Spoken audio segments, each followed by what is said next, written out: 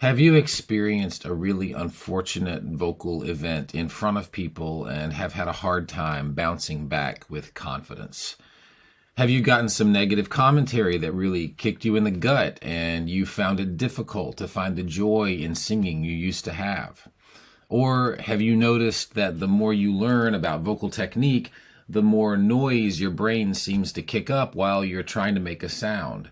Do you wish that you could regain some of the confidence you had when you weren't as knowledgeable as you are now? I have answered yes to every one of these questions throughout my life as a singer, and I'm here to tell you that there are very clear ways that you can walk your way step by step out of the vocal quicksand you might feel like you're mired in and get your feet planted on firm ground with a place to go. Hey there, if you are new here, my name is Dan Calloway. I teach musical theater voice and vocal pedagogy at Boston Conservatory at Berkeley. 25 plus years kicking around on equity stages and more than 15 years helping singers get to work on Broadway, national tours, regionally, and around the world. And I'm very glad you're here with me today. And if you're not new here, you may notice that I am currently a bass baritone as my body's fighting off some manner of first week of school microbe. Baby, lock the door and turn the lights down low. Silly. So confidence in anything comes from one place and one place only, and that is the belief in the ability to execute a task with skill. For instance, right now I have a rather low level of confidence that I could access my upper range. So an example for you, I just went to my dentist last week and had to get a crown, and my dentist is a perfectionist and she is impressively capable. And indeed, the procedure in which she prepared my tooth, scanned my mouth, fashioned a crown in-house in a 3D printer, and performed a molar coronation was seamless and done with precision and care.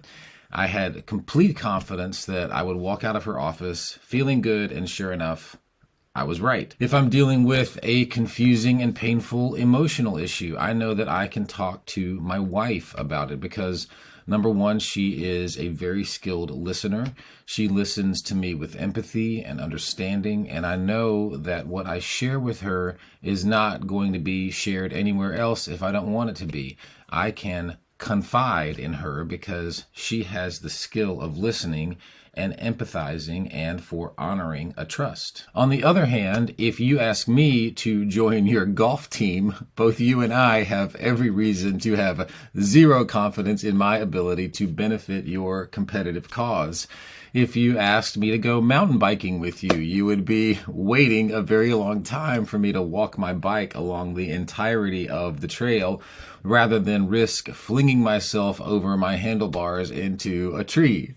And if you ask me to fix your car, you're going to be waiting a very long time for me to watch a lot of YouTube tutorials about how to replace a gasket.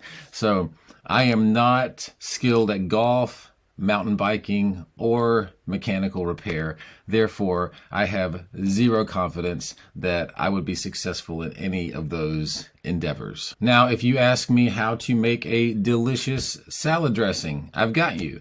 If you want some tips on writing a cover letter that gets you noticed, I can help you with that too. And if you want to know how to speak in an authentic Surrey County, North Carolina dialect, I got a good amount of expertise there as well. All of this is true of you as a singer. In order for you to feel confident with your singing voice, you need to have a set of integrated skills that you can rely on while adrenalized to know that when you enter certain inputs, you will get specific outputs. Your skill needs to be predictable, understood, and reproducible. And as a singer, there are tons of opportunities to lose your confidence. There could be physical limitation or illness or fatigue or even struggles with certain vocal pathologies that take a long time to diagnose and recover from. You may need specific medical treatment and the help of a speech-language pathologist to walk alongside you and help you recover your function. You may have received some unwise criticism that landed right in your gut and blew up the foundation that your vocal trust was built on. You may have had an unexpected tension seize you, or dropped a lyric, or got surprised by a vocal crack, or felt sudden onset fatigue during a performance that really started to worry you.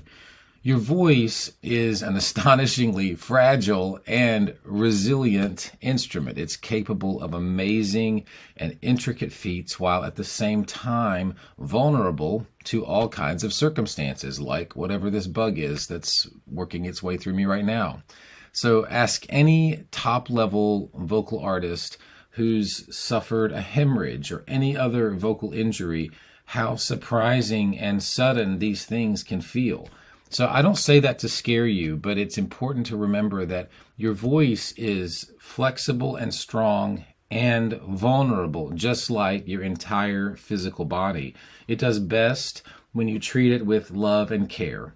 And your voice lives inside a whole being that needs rest, water, nourishment, and a loving and peaceful emotional environment to thrive inside. So if you feel like you've lost your connection and joy to singing, and you're experiencing a faltering sense of stability when it comes to your technique, here are some practical steps you can take to start to get your foundation sturdy again so that you can engage in artistry that's satisfying, fulfilling, and generous. First thing I want you to do is try to remember the first few times in your life when you realized singing was something you could do and something you enjoyed.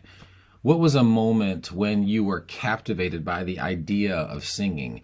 Was it a movie you saw as a kid? Did you hear a singer live and it opened up a world for you? Let your mind spring up some of these moments that told your heart that you wanted singing to be a part of your life, that told you this was going to be a form of expression that was going to be meaningful to you. I also want you to notice those times and ask yourself if you attached any kind of professional or cultural standard to what you wanted to do with your singing. Was that the first thing that occurred to you when you realized singing was going to be something special? Or was it something more personal and exciting on a soul level? So see what pops up for you and notice what you were thinking and feeling at that time. That's going to be a big key for you to understand why singing is so important to you and why the feeling of being disconnected from it is so painful. And I encourage you to take some of the pressure off of what singing is supposed to do for you. If you had an intense, I'm feeling very passionate about singing feeling, and now you're noticing that you feel very ambivalent about it, it can feel really confusing trying to get back that feeling that you once had. So like any intimate relationship, your relationship with singing is going to have seasons, and you're going to have many different feelings about it. So my wife can be super annoyed with me, and I can look at her scrunched up facial expression, and I know that no matter what, she loves me. She is in this for the long haul, no matter how many times I put things away where she can't find them.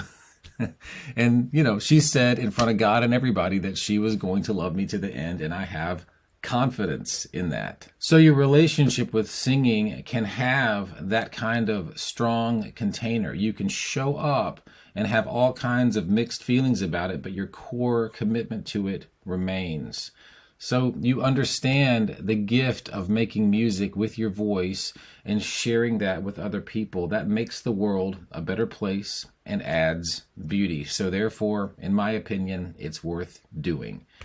So find some simple tunes that bring you comfort and joy and peace and even laughter, and work with those, especially if they have a limited range. That will be a wonderful starting point to get you vibrating your voice again. Sing some songs that you would never be expected to sing. If you're a musical theater singer, sing some things that you would never be cast as. This takes a lot of the imaginary business pressure we assign to things off, and helps you play a little bit and be somebody else and know that it's for fun and enjoyment. Like today, maybe I would just break out some really low bass baritone rep that I normally can't sing and just sing that in a therapeutic and fun way. That's one example. I'm dealing with a vocal limitation today, But if I needed to practice or find some way to do it, that's how I would handle it. And once you've reconnected with and loosened up some of your reasons for singing and begun to play a little bit, you can then start thinking about some of the physical mechanics that will help you out. The first thing to think about is, how is your general health and well-being and your body? Your voice lives inside your entire physical energetic framework. So being honest with yourself about where things are is a really important step. Are you providing yourself with enough rest? And if the answer is no, what can you do to start making sure you're setting yourself up for good sleep at night? I'm guilty of this. So I am preaching to myself here. Sometimes you will be astounded at what a good night's sleep can solve. Your vocal folds are soft tissue. If your vocal folds are inflamed, then the tiny membrane that surrounds your folds, the epithelium, which has its own vibratory life and pattern, becomes swollen, and it cannot vibrate in a very nuanced way. So you'll feel like your voice doesn't have the flexibility or breadth that it had before. I had one teacher describe the difference between these two states. If the mucosal membrane around your folds is inflamed, then the relationship to your thyroarytenoid muscle is kind of like the skin on the palm of your hand. Whereas, and that's kind of where mine is today, so whereas if things are healthy and in a state of balance, it's more like the skin on the top of your hand, which has some freedom to move. A lot of times when you are sleep deprived, and especially if you're dehydrated, this aspect of your vocalism is going to suffer, and you physiologically are not able to vibrate as efficiently. So be honest with yourself. How much rest are you getting, and where can you make some choices to ensure that more quality sleep can happen for you? Another area where I fall very short, but I know it's very crucial, is hydration. Are you getting water into your body? And this can come in many forms, not just chugging massive gallons of water and carrying 3 Stanley cups wherever you go. Melissa and I talk a lot about when you were a kid, like nobody carried water cups around and everybody's carrying water, but I guess we're a more hydrated population now. And also take a look at what you're putting in your body with your meals. What are some ways that you can ensure that you're gifting your body with nutrients and vegetables in lots of different colors and fruits? Again, all of this advice I'm giving you, I struggle with it on a regular basis, and I'm very lucky that my voice has been forgiving as it has been throughout these years. But when I get a warning through illness or fatigue, these are the first places I stop and look. So we all fall prey to the myth that we are invincible or that we can keep going without the limitations of being human. And it's not until we kind of hit a wall until we realize that we are indeed limited and we have to collaborate with the laws of biology and nature. The primary thing to remember, and the thing that's proven truest to me, is that your vocal health lives inside your entire matrix of well-being. In fact, your voice is often a preliminary indicator that something's up with your rest, with your stress level, and your emotional balance. If you're feeling less than sparkly in your vocalism, your body probably needs rest. If you're finding it hard to get a good inhale, you might be managing some anxiousness or pressure in your life. And if you're having a hard time finding flow, there might be some emotional processing in your backlog. So how can you start taking some steps to give yourself a little rest? Even 10 minutes lying on the floor with your legs on a chair can benefit you. If you're noticing you're tight and brittle, just some time to breathe or finding a quick 10-minute yoga flow can work wonders. And if you're noticing you're emotionally gummed up, just taking a moment to name one sensation you're experiencing can help get the energy trickling through a little. Of course, there is a vast continuum of how these factors can show up. You might need support in creating a significant life change because you're on the express train to burnout town. You might need help reframing your point of view on what in your life is your actual responsibility and what's not, therefore helping you breathe a little easier. And you may need the support of a capable therapist to help you untangle some of the knots you can't make sense of. I know there have been several times in my life when I wouldn't have found my way through had it not been for clear, kind, honest, goal-oriented therapy, wise career coaches, and committed spiritual direction. All of this is to say that your vocal health lives inside the community of aspects that you are, and you yourself need to thrive inside a community of those whom you can help and who can help you. Your people are sources of rest and nourishment. And in addition to these broader life aspects we have to be checking in with regularly, it's important to use your voice in simple, practical ways that demonstrate competence to yourself and provide evidence for your ability. So this is low hums, therapeutic vibrations into your low range, semi-occluded vocal tract exercises, straw work, things like that. All kinds of therapeutic voice use can coax your voice into a place of safety, coordination, and confidence. And then as you establish you can do one thing, you can shift into a related task and build from there. So that might be moving from a lip buzz into a really narrow ooh vowel, like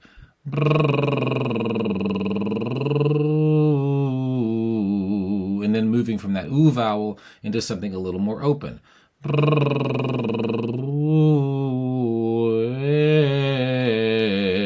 To see what kind of acoustic leverage you have, and then slowly adding range and then articulation. So you want to add one element at a time so that you're incorporating things slowly and with consciousness. Another thing that's crucial when you feel like you've misplaced your confidence is to start giving yourself small wins again. And this comes from creating manageable games for yourself, showing up and playing them. What I mean by that is that you want to create some silly things you can do that will start providing evidence that your skill is there, ready to be integrated. Again, I find it helpful to use your voice in ways that are not related to the way you're experiencing stress. For instance, if you are an undergraduate studying singing or musical theater and you're finding your environment really tricky when it comes to your relationship to singing, who are some singers you love and some songs that light you up that have nothing to do with your studies? So create a secret singing set list that you can access that brings you joy and comfort. These should be songs that you can sing relatively easily and bring you comfort and possibility. If I were to make a list like this, I'd sing some James Taylor, some Bonnie Raitt, some 1960s folk, and maybe the chorus of a hymn or two. Songs that ground me or have an important story in my life. So this will connect you to the wider context of why you want to sing in the first place. And it'll also remind you that you and singing are in it for the long haul. Whatever circumstance has shaken your confidence in your singing skill, that circumstance is going to shift and change, no matter how intractable it may seem to you right now. But your relationship with your singing voice, that will remain. If you have a challenging song that's daunting you, you're going to want to break it into its simplest elements and work them separately, just like that exercise idea and structure I showed you, and then start integrating them. So your point of view through the song, your identity and the event of the song, the text, the melody, your breath strategy, what kind of registration you want to use, then vowels and articulation. At a concert I sang last year, I performed Change from A New Brain, and getting that song where I felt semi-okay putting it in front of people, it probably simmered and cooked for like a good 5 years from the time I had the desire to sing it to when I performed it. And I workshopped it in 2 separate teaching seminars at school, like through 2 separate years. I had a good amount of help. Integrated, connected performance doesn't just spring up out of you. It takes time to let the pieces come together. So give yourself the gift of time and refuse to be in a hurry. When you rush yourself, you relinquish trust in a process, you can't play, and you spike your cortisol. You're also incapable of noticing fun things that would help you tell the story and sing the song. So I know I have prepared so many auditions in this stressed state, and it stops you from accessing what's most individual and interesting about how you might approach a song. I think the Navy SEALs have the famous saying, slow is smooth, smooth is fast. So I try to remember that. I forget it often, but when I do remember it, things go better. And here's another sneaky thing that goes under the radar undetected: your conversations with yourself. Your voice is an intimate component of your identity and expression. So when it's not functioning the way you want it to, it's legitimately sad and frustrating. I've had longer periods of sinus and respiratory illness when my voice wasn't working that really careened me into some intense melancholy. But while your voice may be going through a season of struggle, how is your internal voice doing? If you've got a house plant that's struggling, what are you going to do to nurse it back to health? It's probably going to involve water, fertilizer, and the right kind of sunlight. You're going to examine its environment and see what can you do to make it one in which it can thrive. Can you imagine if you got angry at the plant for struggling and you said something like, why can't you just grow and flourish? All the other plants are doing great, but you keep dropping leaves. That's it. No more water until you show me you can start heading in the right direction. Of course, you wouldn't do that, but that is the way we talk to ourselves before we even realize we've talked to ourselves. I think we fear that if we're not tough on ourselves, we won't get where we want to be. We don't trust gentleness. But singing is the perfect picture of how gentleness is powerful. When you sing, some muscles need to engage and other muscles have to soften and allow through. It is the perfect picture of how softness and vulnerability create the path for profound communication and even power. The practical technique on this is, number one, to become willing to notice your thinking. Number two, become a curious investigator of your thoughts. Most of the time it'll happen because you felt a painful emotional twinge and you have to walk your way back to the thought that may have cascaded that discomfort. So you're like, you may be noticing that you're thinking, it could be like, you're never going to be able to make the sounds necessary to sing that song. That could be the thought. You're never going to be able to sing that song. Ouch. That can make someone feel really scared and sad. So there are two kinds of tools I like to use here, okay? Look at the thought, notice what kinds of feelings it creates in your body, and then say, all right, what if that's true? So the thought could be, I'll never be able to sing all by myself like Celine Dion sang it. I might feel really sad about that. I might cry or kick something. But will I move through that limitation? Will I be able to live a rich, full life with that constraint? Yes, I think I can. I can feel sad about something and move through the feeling and have other feelings in life as well. And the other tool I use is my faith. I happen to believe that God is intimately and infinitely wise about your mind and inner world. So when I have a thought that seems like it could really take me down, I notice it and I hold it out to God and I say, I'm having this thought a lot. Is it one that I should keep or send on? And you'll immediately know the answer. If it's one that needs to move on out, I'll hand it over. I assume there's incomprehensibly infinite space where God can metabolize such a thought for me. So I'll say, can you take this? And then I'll hand it over. And when that thought inevitably cycles back through, I will repeat the process. And I find this very effective. It gives me somewhere to send the thought. If you don't want to talk to God about it, this can also work by imagining a wise friend or a mentor. You could even hand it over to Gandalf or Dumbledore. It's a mechanism for you to notice the thought, externalize it, and move it through you. I find this to be a really effective way for me to manage really tricky thoughts. And then just like your house plant, you need nourishment. So what kinds of thoughts will act as water and sunlight as growth agents for you? Okay, so I'll never sing all by myself like Celine Dion. That may be true, but do I understand the elements necessary to sing a song like that? What technical elements have to be in place? So what element can I begin to work on that will support me in that could move me from A to B? How can I break this into small steps that I can eventually integrate me into that? And very important side note, Celine Dion herself had to face this very reality. She was no longer able to sing like she used to. I know there's a powerful documentary on it that I haven't seen yet. I think I've been afraid of the emotional journey of it, but think of all that she had to face and overcome to be able to use her voice again. So humans are amazing. And good news, you're a human, I think. And as you're nourishing the ways you speak to yourself, you'll most definitely be helped by finding folks with good ears, experience helping singers, and clear, kind, and nourishing words to help you on your path.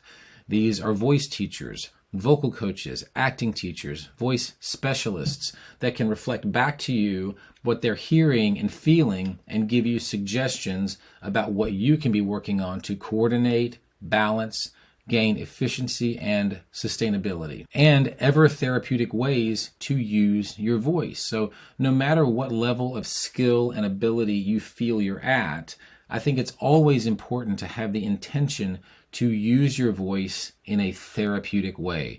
How can I vibrate these folds in a way that feels good and free, that's repeatable and sustainable?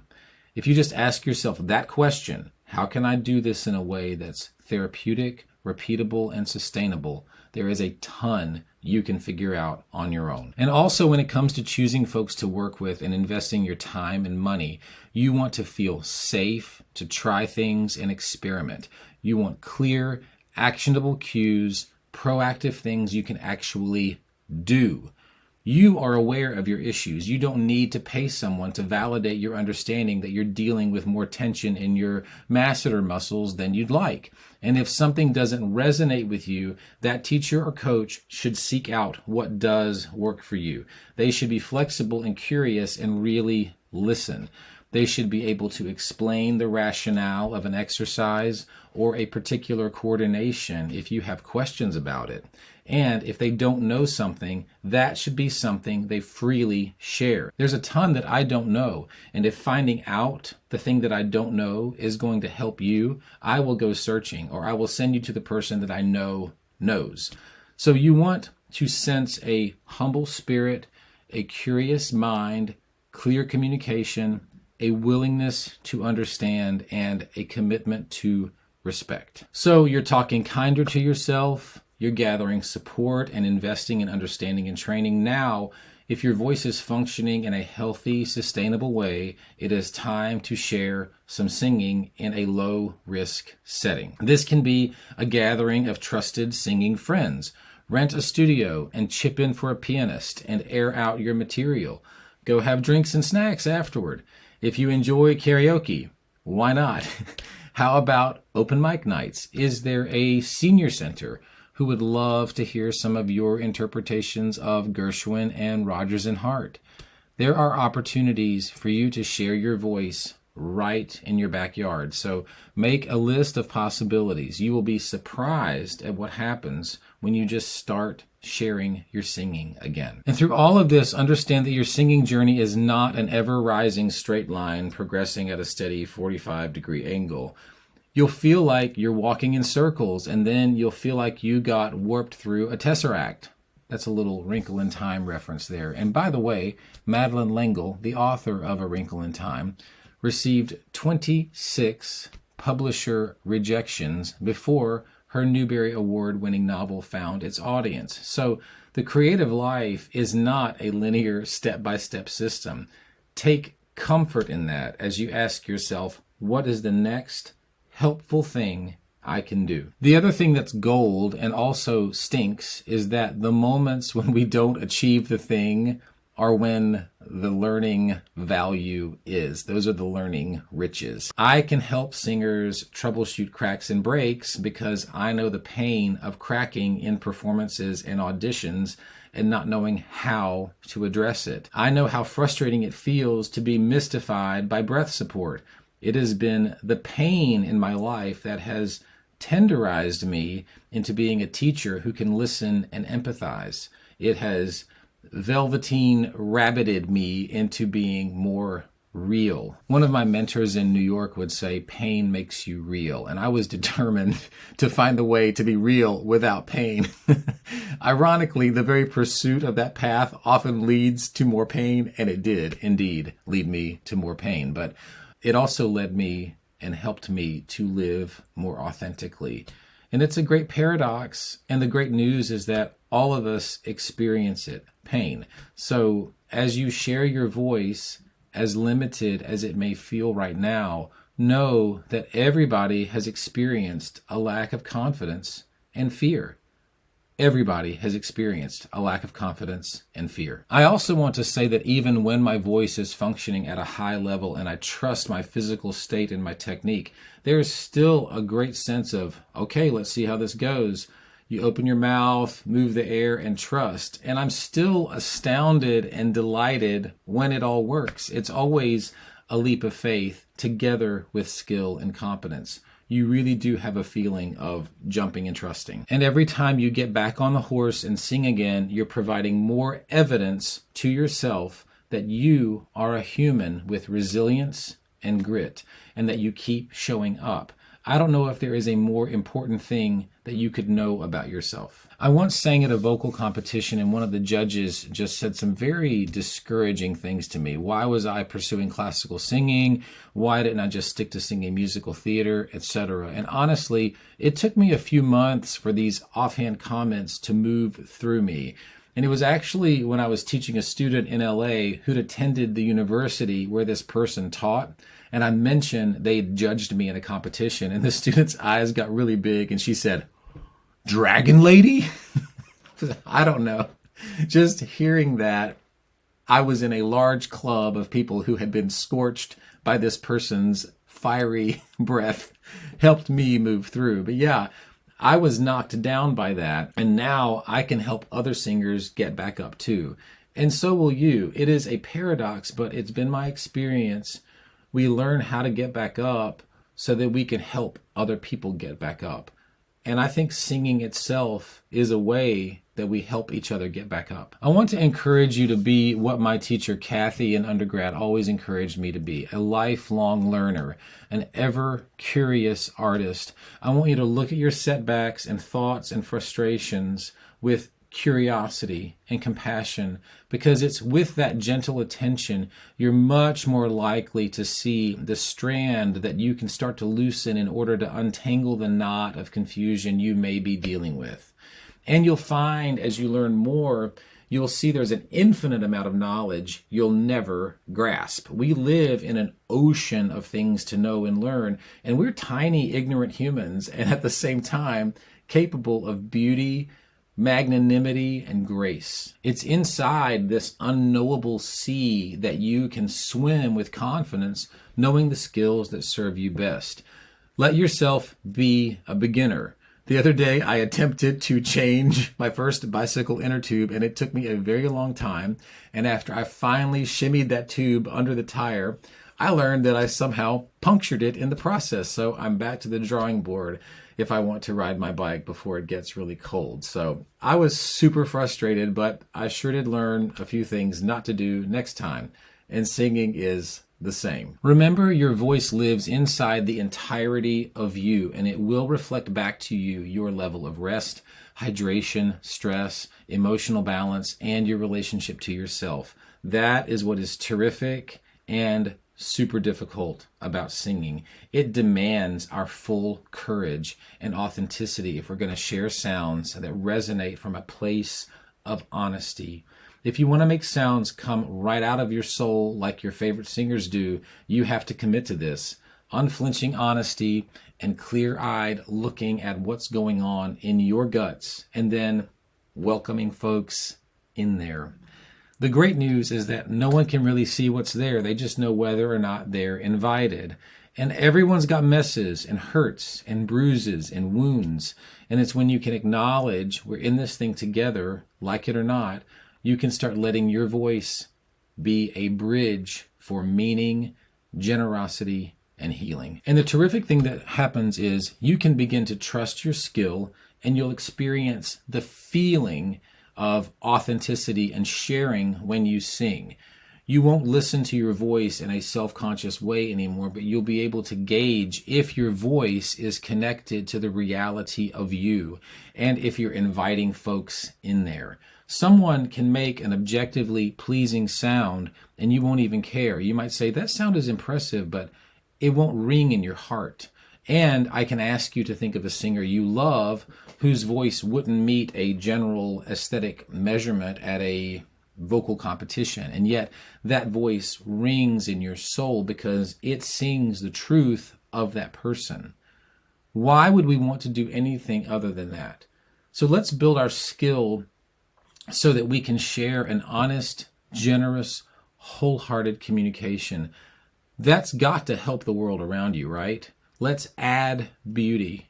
Think about how the world would benefit if we added beauty every day. And if you'd like a practical series of exercises that will cultivate laryngeal freedom and friendliness with your breath flow and registration, click the link in the description and hop on my email list, and you'll get access to my exercise series, How to Choose When Your Voice Cracks or Doesn't. It's a gentle, therapeutic framework you can take and craft into your own exercises that suit your vocal needs. And to support you in cultivating confidence when you sing, listen to this video about how your emotional life can actually teach you vocal technique. It is a foundational truth in singing that we often skip over. Learn how your emotional life creates the structures and energy that sculpts your sound. And most importantly, most importantly, remember there is only one you, and somebody needs to hear the story that only you can sing. So, love much. Now go sing.